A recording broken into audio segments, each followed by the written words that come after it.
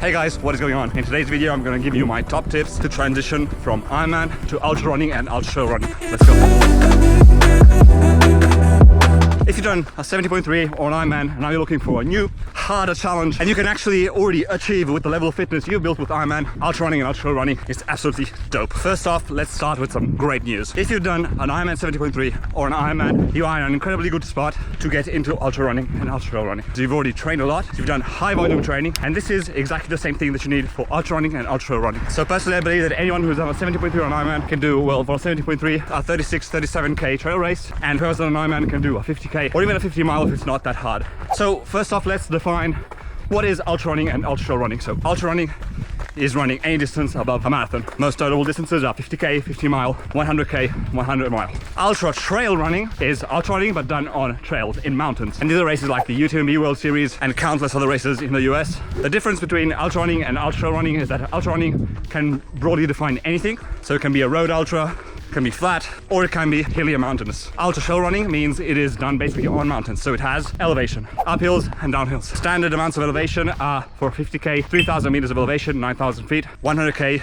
is anything above 5,000 meters, 1,500 feet, and 100 miles usually is around 7,000 meters, so more than 20,000 feet of elevation. In this video, I'm going to talk about ultra trail running. I really love it, and I encourage anyone to try it. So let's go. First tip is, if you've done Ironman, you have the endurance to go for 9, 10, 12, 13 hours. What you need to do is to make it specific. And in particular, train for the uphills and the downhills. Uphills and downhills are a huge determining factor in you finishing the race, because you're going to need to use your legs really a lot, and uphills and especially downhills are extremely taxing on the legs. How to train for this, of course, is running uphill and running downhill.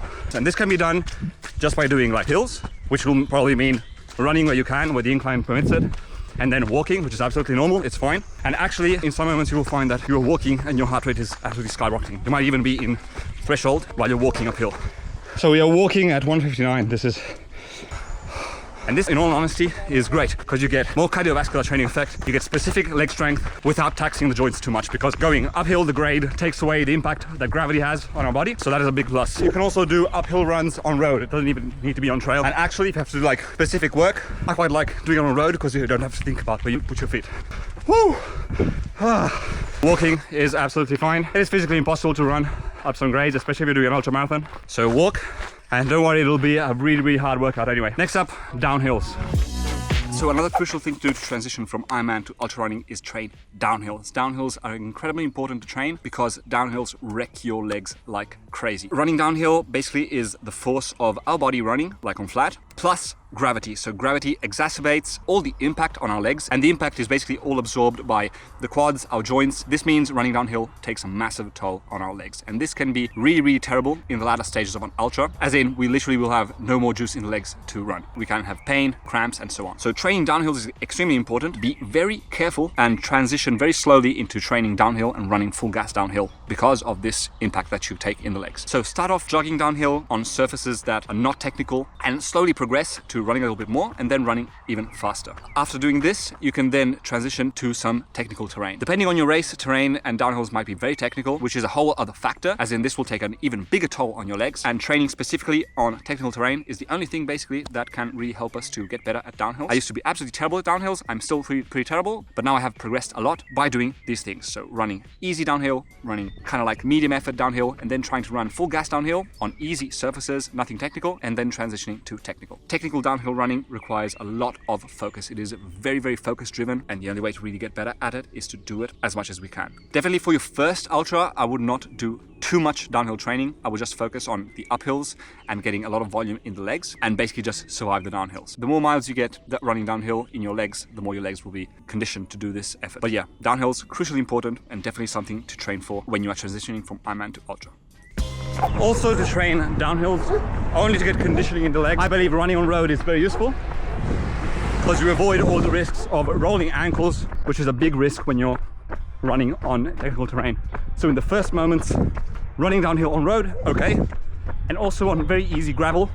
That is also something that I recommend because it will help you get conditioning in the legs, conditioning in the leg muscles, to get used to absorbing impact and this will carry over to trails, no problem. Next up, pacing. So pacing in an ultra trail race is going to be all over the place. Why? Because you have uphills and downhills. So uphill, you're going to be very probably doing something like a zone 3 effort, or anyway running harder than you would on flat, because you can't really control it and you have to exert yourself more to go uphill. On the downhills, it will depend. If it's an easy surface like this, you can run downhill super easy and your heart rate might actually go up. But otherwise, if it's technical, you might even not be able to get your heart rate up. So you might tax your legs a bit more, but your cardio system less. And I would say that pacing from an Ironman background can be very useful on a race like this, as in, you know your effort that you can sustain. So you kind of know when you're blowing up, when you're doing something that you shouldn't do. So transitioning into ultra, just keep on trying to maintain that Ironman pace, knowing that it might be in some moments higher, in some moments lower, but overall aim for that kind of like solid performance. Be prepared, because the first kilometers of an ultra trail are f***ing crazy. Everybody just is sprinting full gas and you will get caught up in it, trust me. Also because it's kind of fun. But once that's done, try to transition back to your like normal pacing, because that will ensure that you can have like a solid 7-8 hours without blowing up at the end,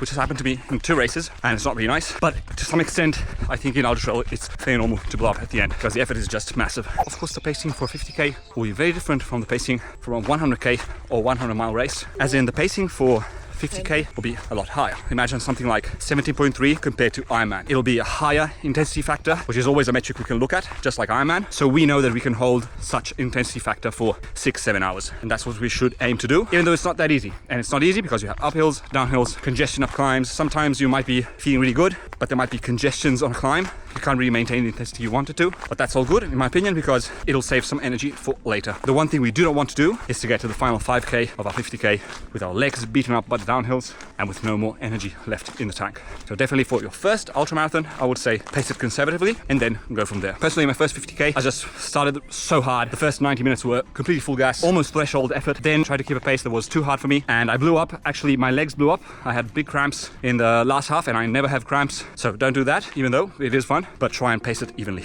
Whew. This climb. Oh. And after pacing, let's talk about training intensity. So one thing that I found extremely beneficial was, of course, to keep a lot of zone 2 volume, so a lot of easy stuff like what I'm doing right now, and keep on cross training, so doing both running, cycling, but I would include more continuous tempo sessions, maybe done uphill, so maybe an uphill 80-minute, 90-minute tempo session, some threshold efforts also, both on the bike and on the run, to get used to maybe having to do like a big push on a climb, and I found a lot of benefit in that, just overall to increasing my speed, even on flat. And what I found is that ultra trail races are such high intensity, to be honest. People are absolute maniacs, so training at a little bit higher intensity, including some really hard threshold work and long tempo sessions, really helped me. Ooh, shortcut. Some of my favorite sessions are 80 or 90 minutes tempo, all done uphill, up a climb, or 4x4 minutes, super hard as you can go, done uphill, and then recovery on the downhill when you come down. And this will mean that you get intensity on the uphill, and then jogging back down, you will get some conditioning in your legs for downhills. So doing intensity uphill and just going up a climb, up, and then just doing the whole downhill back down is great for both intensity and conditioning of the legs. I try and find a kind of like a runnable uphill like this one, and yeah, and just do the speed work uphill.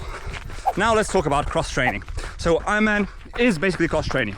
You swim, bike, run. And this is absolutely amazing to develop your aerobic engine and giving you a feel for what pace you can sustain for a lot of hours. For ultra running, my tip is to keep on cross training with the bike and the run and substitute the swim for strength. Why substitute the swim for strength? That is because, as we said before, the biggest limiting factor is leg strength for uphills and downhills. So focusing on that, focusing on core strength, on ankle stability will ensure you don't have any injuries and you get strong legs to tackle those uphills and downhills. But by all means, keep on cross training, keep on riding, keep on doing workouts on the bike. For anything that is 50k, 100k, for 100 mile, personally I had to stop cross training because otherwise I didn't have any energy to run the amount of volume required for 100 miles. But definitely for 50k, 100k, I would just keep on doing a program that resembles an Ironman 70.3 or Ironman training program. So you run one day, you bike another day, and alternating this will be a really seamless transition for you from Ironman 70.3 or Ironman to ultra running. In my opinion, if you stop doing that and you just start running every day, that is the recipe for destruction and for not getting any better. Do get some more running volume in, do switch swim for strength, which is crucially important, but keep on cycling. Also because cycling is amazing. Great way to get a lot of fitness with no impact on the joints. We are almost at the top. Oh. This is a very easy trail, like nothing technical, and I train a lot on these kinds of surfaces. I find them incredibly beneficial, and also you get to be outside in nature. Nobody around, no cars, soft surfaces, so you can do a lot more kilometers, alternating a lot of intensities, keeping the intensity fairly low at points, but also going hard. This means we can do a lot of volume throughout a week. Next up, gear. So you're gonna need some gear for ultra trail running. And that is, first off, shoes. So these are the shoes that I use. These are Hoka Stinson 7, and this is an ultra shoe. It's not a fast shoe, but it's very cushioned. And personally, I've had zero problems using the shoe for all distances from 50k, 100k, 100 miles. So I definitely recommend, if you're going to get into really long distances, to opt for more cushion versus a faster shoe. If you want a fast shoe, you can get the Speedgoat. The new Speedgoat is kind of okay. I tried it. I like it. I would use it for anything up to 50k. I would not use it for a 100k. I'm still looking for a 100k fast shoe. Whereas for 100 miles, I think this shoe is perfect. Slow, it's very cushioned, but I love it. The only thing I don't like is the weight. Very heavy shoe. And this can really be a problem, like in the final stages of a 100-mile race, especially if the shoes get wet because they weigh even more. But anyway, find a shoe that works for you. Look around. There's a ton of different options. I personally go with Hoka. I love them. You can actually start running trails just with your road shoes. I ran trails with my Hoka Bondies and they work just fine. What I do find though is that if you go into more technical stuff, you need something that doesn't slip, and you need something that has maybe a little bit more ground feel, or anyway doesn't have like a marshmallow sole. Let's say the Nike Invincible is not a good shoe for trails because it is just too soft and not stable enough. You need a lot of stability, especially on downhills if you're running technical stuff. So look around, try different shoes. There's a ton of different options. Personally, I like a super cushioned low drop shoe. Oh, made it up. This is La Maddalena. This is where basically we always come when we ride or when we run. Here in Turin, Italy. Today there is zero view. Horrible. Usually this would be the whole city. Another super important thing is fueling. But the good thing is, if you've already done a 70.3 or an Ironman, you are used to this. So you're already used to eating gels, and you already know how much you need to sustain an effort for 5, 6, 7, 10 hours. My personal opinion and my tip is to keep on doing what you were doing for Ironman. Just be aware that as you progress up in the distances, my personal experience was that I kept on eating more, like, let's say, complete foods. 100k, not really that much. I still basically did it only on gels, but for 100 miles, I relied basically only on NAC waffles, which have carbs, protein, and fats. And this might just be my personal experience. Personally, 50k I did only on gels, 100k also only on gels, almost I think. I had maybe some fruit, and 100 miles I had to eat some more complete food. I also had some salty food, like some noodles at some point. But if you are transitioning and you're doing like the first 50k, you can get by exactly on Ironman nutrition. Another crucially important thing is choosing your first race. So when going from Ironman to Ultra, I believe the first thing to do is choose a race that is not that hard. Do not choose a very hard race. And by this I mean choose like a 50k that doesn't really have that much elevation or isn't very technical. And personally, I would choose a race that has rolling terrain, not with just like 2 massive climbs. That's what I did actually, and it wasn't a very good choice. Choose a race accordingly to your specific strengths. But the thing that you should keep in mind, in my opinion, is a race that isn't super hard. Better to do a first one which is easy, and then do another one, the second one, which is hard. Another tip would be regarding what metrics to use during training and racing.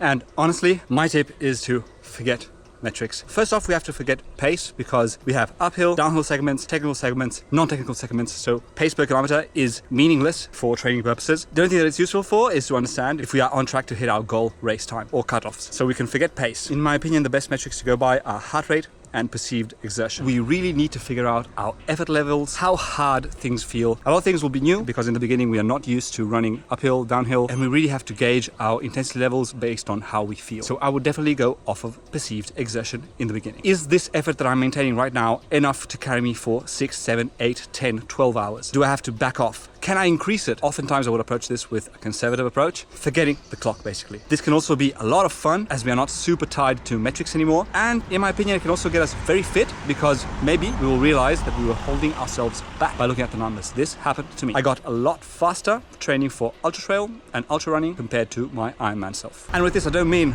leave the watch at home. Of course, keep your watch, train hard, train as hard as you can, but forget metrics like pace and rely more on perceived exertion. Another tip, which will sound really corny, is just, guys, have fun. Ironman is awesome because it builds you mentally. You become mentally super strong and physically super strong. Trail running is awesome because it is extremely fun and extremely hard. It will really push you out of your comfort zone in ways that you do not expect. It is super varied, as 1 minute you're running in the middle of a forest, next minute you're running on cobblestones, then you have a climb, then you have a descent. So definitely go hard, but have fun and enjoy it. If your race allows them, definitely use running poles. Trail running poles are absolutely incredible to help with climbing, and they basically offset a bit of leg fatigue by working your arm muscles to help you go faster with less effort in the legs, up inclines and also in some steep technical descents. Every distance, even 50k, is very long, and using trail running poles will ensure that you still have juice in the legs for the last part of the race. I made this huge mistake in my first 50k, and since then I've always been using trail running poles, and they're absolutely a game changer. So definitely, if your race allows them, like all UTMB races do, trail running poles. Boom, big stairs up. Another important thing is finding your ultra pace. Just like in Ironman, there is a specific pace that you know you can hold for the duration of the race, basically. In ultra running and ultra trail, there is a ultra pace that you can maintain running for 6, 7, 8 hours. By ultra pace, I mean a specific intensity and a specific technique of running that you can do basically even when you're super tired. It's going to be slow. It's going to be very slow. It's going to be maybe even 7 minutes per K, but it is a pace that you can do even in the latter stages of a race. And if you get familiar with that pace, chances are that when you're faced with adversity in the race and you're really tired, you can revert to that pace, and you know that you can sustain it. Even if you're down on energy, if you're not feeling good, you know you can maintain that ultra pace. And this you need to figure out in training. So in training, personally what I do is do some sessions which are really easy, super easy, and they are at ultra pace, completely at ultra pace. So maybe even 30, 40k, doesn't really feel like work at all for the first 1 hour or two, but then gradually it becomes more and more work as the session progresses. And if it feels like work in a training session, imagine what it's going to feel like in the race. So definitely find your ultra pace. Another big tip in my opinion is to learn how to run, stop, and then restart running again. This is something that is probably going to happen in your race, because you're going to stop at 8 stations and then you're going to have to resume running, and that can be absolutely super excruciatingly painful if you are not accustomed to stopping running and then starting again. The best way to get accustomed to this is to do it in training, of course, and what I recommend is after you stop, walk for even 3-4 minutes and then you resume running, so your body is getting warmed up again and you can resume running without it feeling absolutely terrible. Okay guys, those were my top tips to transition from Ironman 30.3 or Ironman to ultra running. Trust me, ultras are amazing, definitely worth trying out. They take you into beautiful places, out in nature. The intensity is crazy. They're so much fun and so hard, incredibly hard, but they are achievable if you've already done an Ironman 70.3 or an Ironman. So why not test it out? If you're looking for a different challenge, I highly recommend them. And we'll see you in the next video. Let's go.